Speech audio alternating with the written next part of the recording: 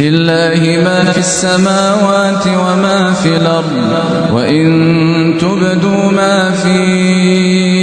أنفسكم أو تخفوه يحاسبكم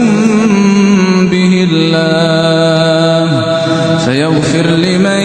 يشاء ويعذب من يشاء والله على كل شيء قدير. آمن الرسول بما أنزل إليه من ربه والمؤمنون كلنا آمن بالله وملائكته